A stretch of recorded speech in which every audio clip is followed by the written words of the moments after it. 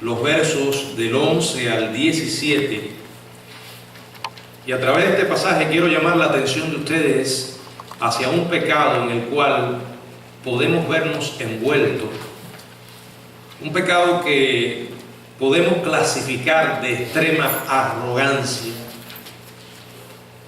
por cuanto es el intento humano de querer dárselas de Dios. Quiero hablar en esta noche de los peligros, el peligro de dársela de Dios. Ninguno de nosotros puede ocupar ese lugar. Sin embargo, en nuestra inmadurez y a veces no tan conscientes de lo que estamos haciendo, podemos caer en este pecado. Oremos. Padre, en esta hora te suplico que tú nos ayudes a exponer tu palabra, que la podamos hacer en tu nombre, y que, Padre, tú hables a nuestras vidas a través de esta porción de las Escrituras. Señor, dame el poder para hablar en tu nombre, en el nombre de Jesús. Amén. En este pasaje, Santiago, inspirado por el Espíritu de Dios, nos alerta sobre la terrible arrogancia de querer ocupar el lugar de Dios. En este pasaje hay dos secciones, dos divisiones que nos van a servir para desarrollar la reflexión de esta noche. La primera tiene que ver con la manera en que a menudo vemos a otros. Los versículos del 11 al 12, 11 y 12 habla sobre esto y trata de nuestra tendencia de arrogarnos el lugar de Dios en la vida de otras personas cuando le juzgamos o le criticamos. Lo segundo tiene que ver con la manera en que a menudo nos vemos a nosotros mismos y está en los versos del 13 al 16. Estos versículos tratan de nuestra tendencia de arrogarnos el lugar de Dios en nuestras propias vidas al fanfarronear o jactarnos. En ambos casos, sea que hagamos de juez para otros o que hagamos de rey para nosotros mismos, erramos cuando nos apropiamos de papeles que solamente están reservados para Dios. En primer lugar, la manera como o en que vemos a otros. Dice la Biblia: hermanos, no murmuréis los unos de los otros. El que murmura del hermano y juzga a su hermano, murmura de la ley y juzga a la ley.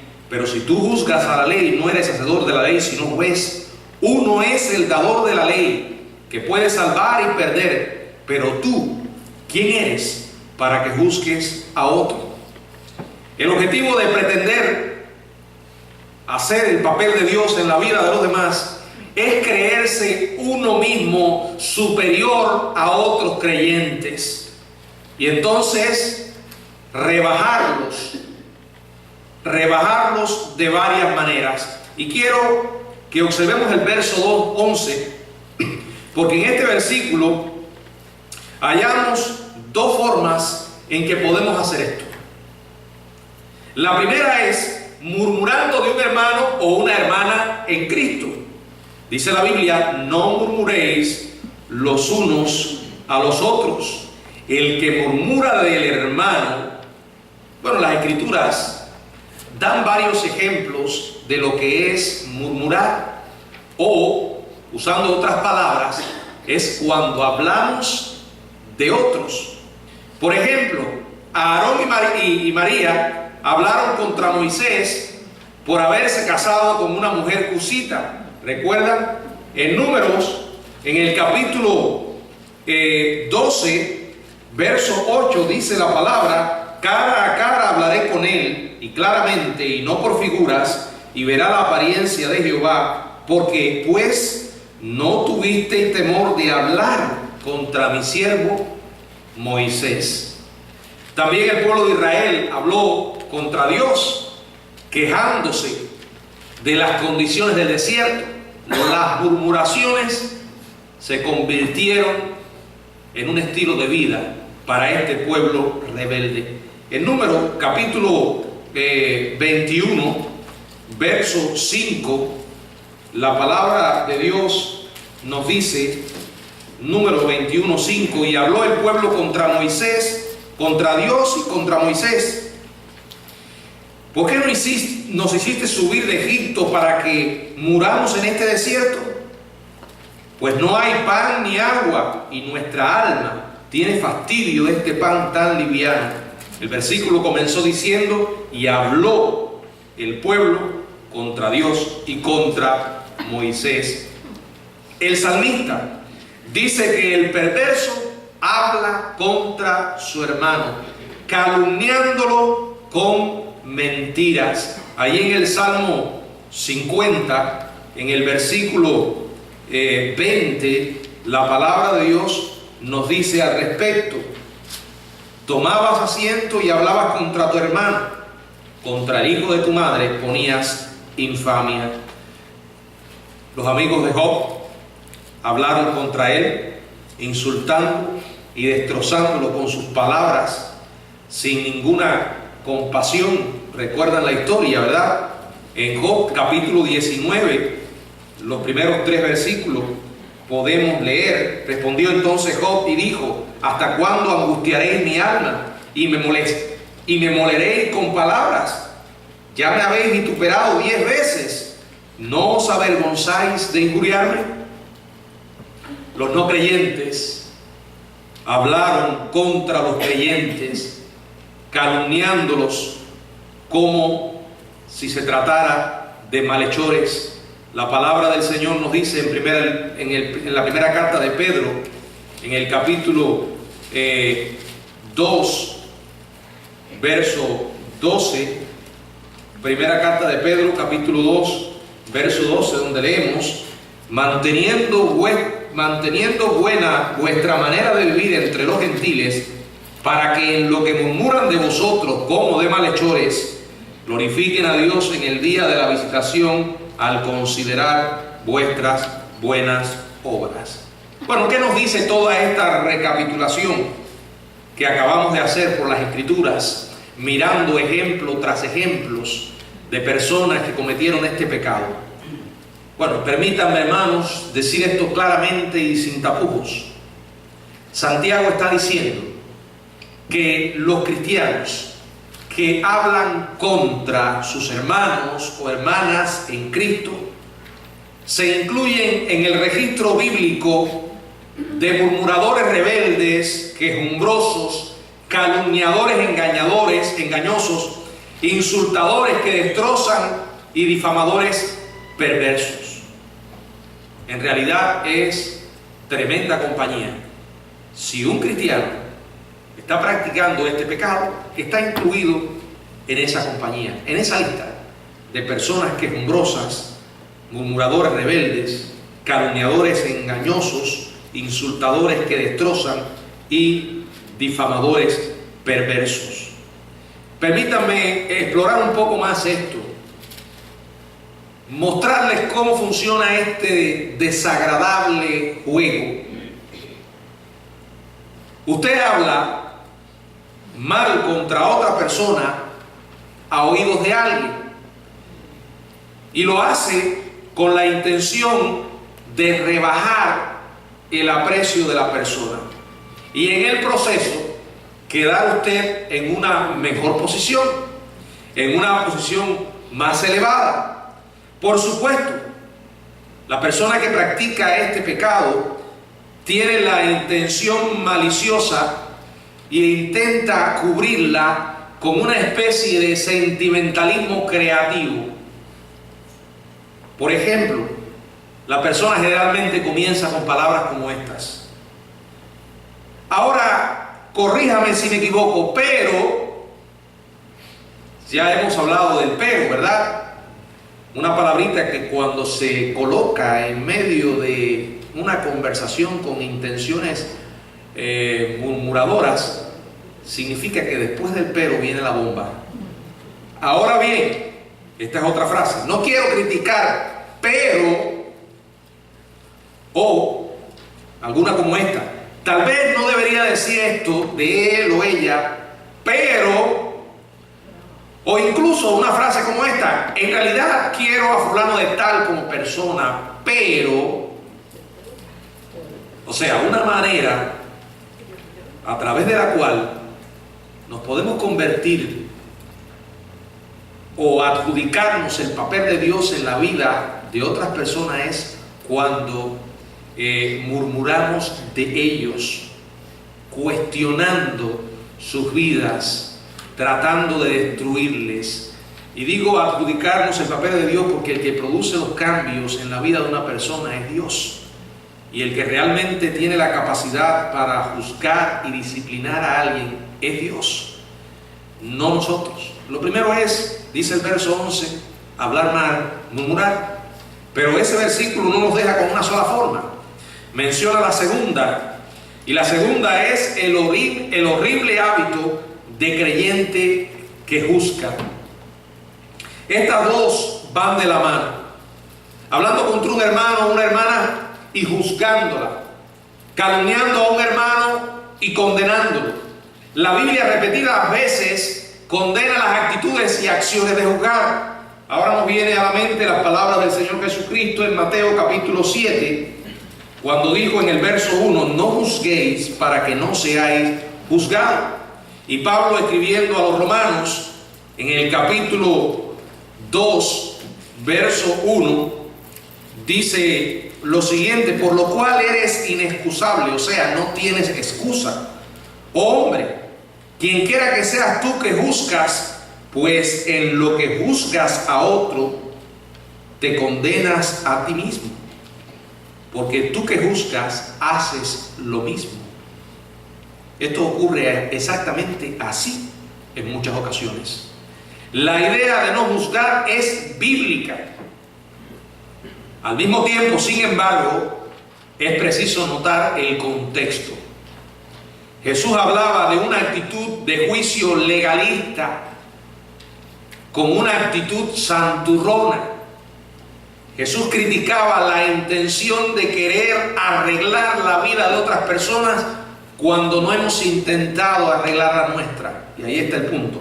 Dice el verso 4: ¿o cómo dirás a tu hermano, déjame sacar la paja de tu ojo y he aquí la viga en el ojo tuyo?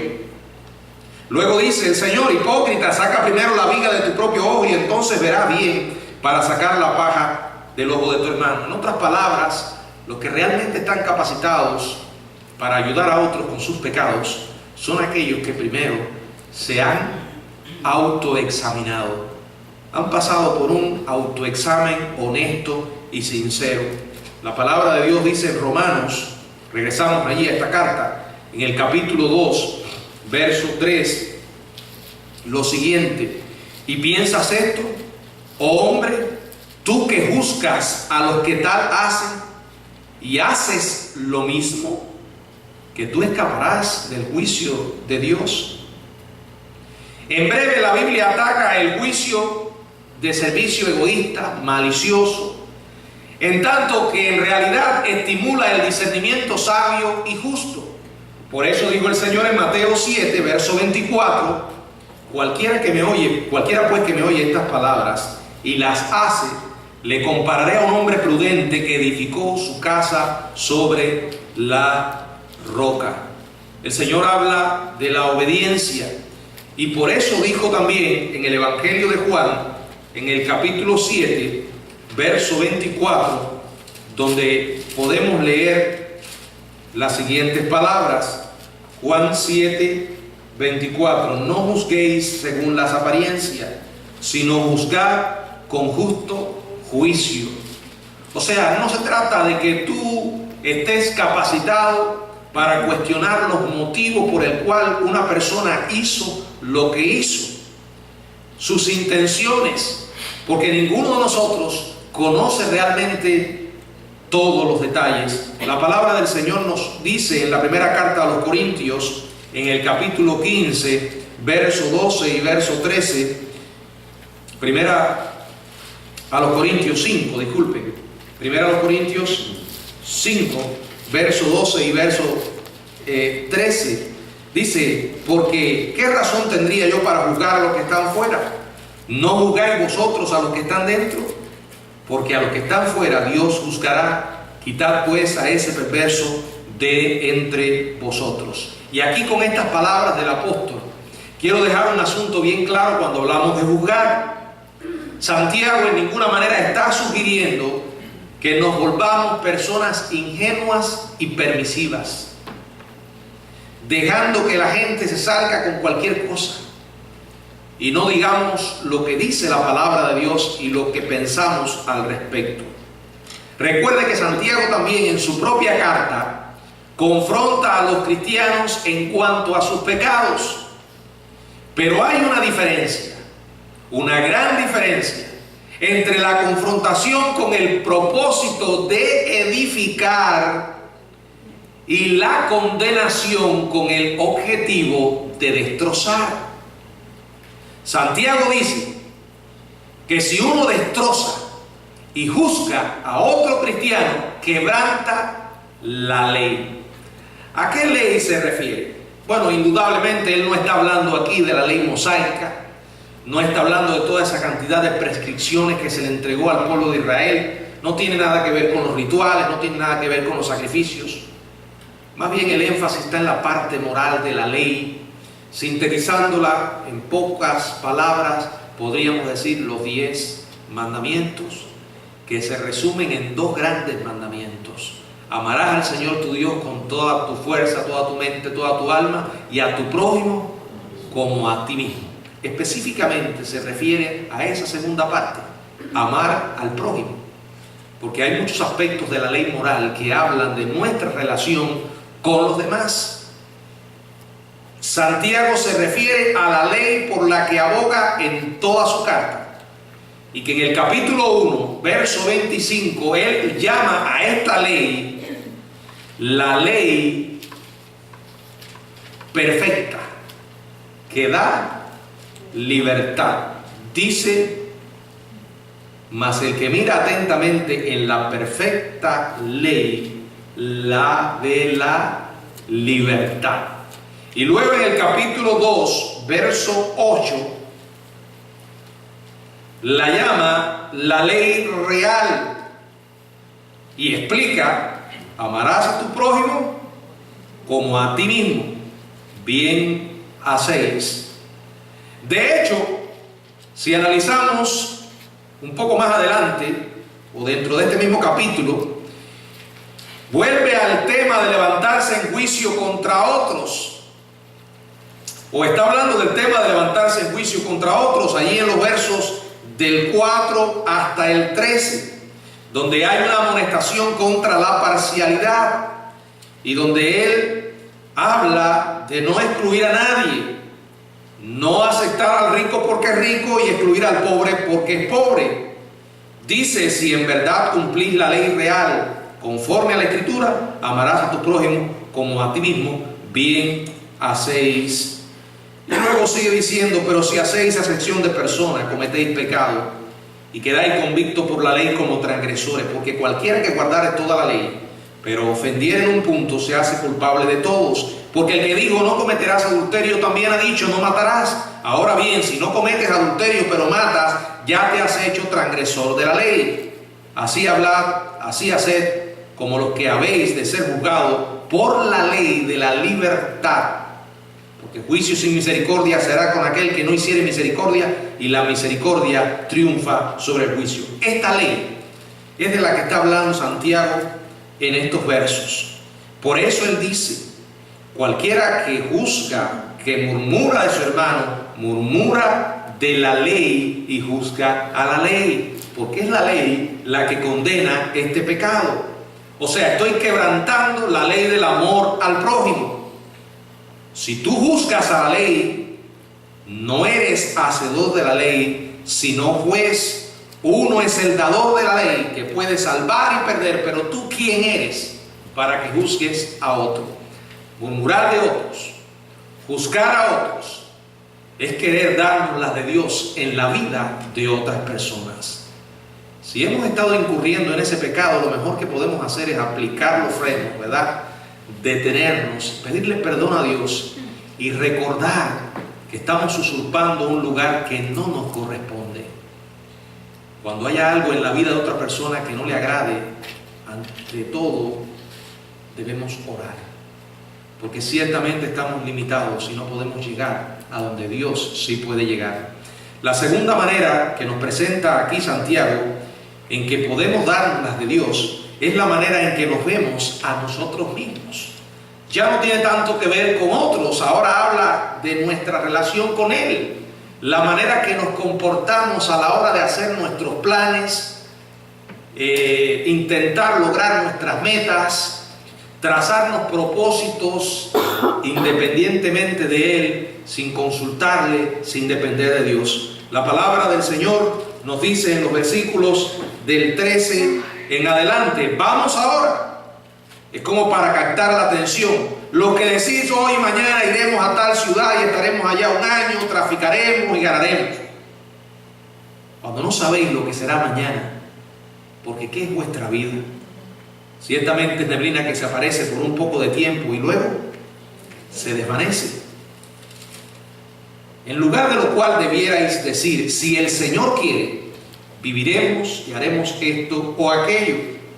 Pero ahora os jactáis en vuestra soberbia. Toda jactancia semejante es mala. Específicamente los versículos 11 y 12 consideraban el problema de hacer el papel de Dios en la vida de otros. Los versículos del 13 al 16 miran a hacer de Dios en la vida de uno mismo.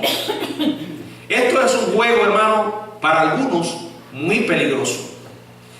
¿Por qué digo que es un juego? Porque en realidad es una gran tontería en la cual nos engañamos a nosotros mismos, porque ninguno de nosotros aplica para ser Dios de su propia vida. Necesitamos a Dios. Mucha gente dice, yo creo en Dios a mi manera, ¿verdad? Y entonces agregan otras cosas. Yo para creer en Dios no me hace falta ir a la iglesia, para creer en Dios no me hace falta andar con una Biblia. Yo soy más cristiano que todas. Bueno, en realidad ellos están escribiendo su propia Biblia y están creando su propia manera de acercarse a Dios. Yo creo en Dios a mi manera. Sí, tu manera es tu manera, pero no es la manera de Dios. Tampoco es la manera que inventó la iglesia bautista o el pastor. Es la manera que Dios ha dado en su palabra. Mucha gente se crea el peligroso juego de ser Dios de su propia vida. Pero cuando estamos hablando de gente incrédula, se entiende un poco, pero cuando estamos hablando de aquellos que dicen que son cristianos, es mucho más difícil de entender, pero ocurre. ¿Y cómo sucede esto en la vida de los cristianos? Cuando nosotros secuestramos a Dios. ¿Saben ustedes que nos podemos creer